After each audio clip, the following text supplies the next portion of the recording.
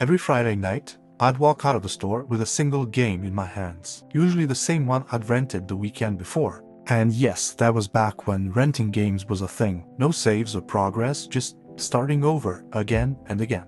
There was no pressure, no worrying about achievements, no endless library waiting for me, just one game and the whole weekend to lose myself in it. And I loved it. But fast forward to today, and with thousands of games just a click away, why does it feel harder than ever to find one I actually want to play? Steam libraries that overflow, Game Pass catalogs stacked with every genre imaginable, humble bundles that toss 20 titles at you for the price of one. You would think it would be paradise for a gamer. But weirdly, with all these choices, I still catch myself staring at the screen, scrolling endlessly, unable to find that one game I actually want to play. So what happened? Did games themselves change? Did we, the players, change?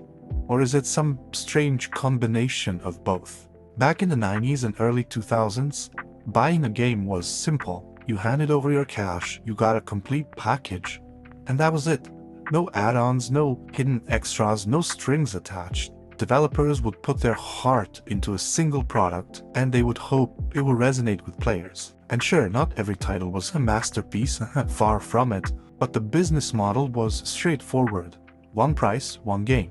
Now, gaming has become an industry of recurring revenue. When you buy a game today, you're rarely buying the whole thing. There's downloadable content, season passes, pre-order bonuses, cosmetic packs, and constant updates, which are all designed to keep you spending after the initial purchase. Companies like EA, Ubisoft, and Activision have built what feels like a safe formula. Copy-paste mechanics from previous hits, slap on a live service model, and maximize profits. They focus on sticking to what sells, certainly not on creativity. And then there's the early access. Imagine someone in the 90s or even early 2000s telling you to pay full price for a game that wasn't even finished yet. You would think it was a scam, but today that's normalized. While some early access projects blossom into incredible experiences, so many others sit in development limbo for years after pocketing players' money. And greed is just one part of it. The stakes are also higher now. Games cost hundreds of millions to make, and studios face pressure to deliver blockbusters that keep shareholders happy. And that pressure often leads to cutting corners, launching half-finished products, and relying on post-launch patches to fix what should have worked on day one. Of course, not every studio plays this game. Indie developers often step in to fill the gap. They create passion-driven projects that do remind us of the creativity that once ruled the industry. But when it comes to the biggest names in gaming, profit often outweighs innovation. And that shift alone is a big part of why many players feel disconnected from so many modern releases. When video games first exploded in the 80s and 90s, they were simple by today's standards. Pixelated sprites, basic mechanics, limited sound effects, but those games carried a certain magic because the limitations forced developers to focus on pure fun. And whether that was dodging barrels in Donkey Kong or blasting through the stages of Contra, the formula was straightforward. Pick up the controller and play. As technology advanced, our expectations grew.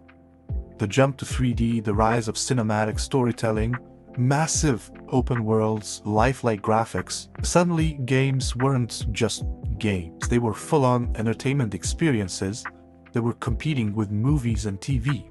And with that evolution came higher demands from players. We no longer judged a game only by how fun it was. We began scrutinizing the writing, the sound design, the voice acting, the level of polish. Every glitch and bug became a black mark. And this raised bar created some incredible masterpieces, but it also created new problems. Developers now have to balance ambition with accessibility, trying to make worlds better, bigger, prettier, and more immersive, all while meeting brutal deadlines and staying under budget. That's why we see so many day one patches and buggy launches. Studios don't always have the luxury of finishing their vision before release. Another big factor is social media. Back in the 90s, if a game had a bug or felt underwhelming, only your group of friends might know. But today, a single broken quest or graphical glitch can trend on Twitter within hours of release, and the disappointment is amplified by a million. So, yes, technology has given us some of the most breathtaking experiences in gaming, but it's also raised expectations to nearly impossible levels. And when you're expecting perfection, it's easy to feel let down. Of course, we also need to look in the mirror. It's not just the industry or just the technology that's changed, it's us too. When you're a kid, your biggest responsibility may be finishing homework or taking out the trash, and everything else is free time you can pour into a single game. Spending an entire summer grinding through a 60-hour RPG felt exciting, not intimidating. But when you grow up, these things change. Work, school, bills, family. Suddenly free time becomes a rare resource. Sitting down to start a massive open-world game can feel more like a second job and less like pure fun. And the idea of committing 80 hours in a sprawling RPG can be exhausting before you even press start. That's why so many of us default to shorter experiences. A quick round of Call of Duty, a few matches in Rocket League, or a battle royale with friends. They're easier to jump into, easier to play for an hour and then walk away. And then there's the paradox of choice. Back in the rental era, you had one game for the weekend, and whether it was amazing or mediocre, that's what you played. Today, services like Steam and Epic put libraries in front of you. And of course, that sounds incredible on the surface, but too much choice creates what psychologists call decision fatigue. The more options you have, the harder it becomes to actually pick one. Which is why so many players spend hours scrolling through their backlog without committing to anything. It's the same reason you can browse Netflix for half an hour and then give up before watching anything. And then add in the pressures of adulthood, and even the way we experience fun changes. As kids, progress didn't really matter. Starting over in a game was half the fun. But as adults, the idea of replaying the same section over and over feels like wasted time. We want efficiency, not repetition, and that mindset makes modern gaming, with its massive worlds and slow burn pacing, harder to drive into.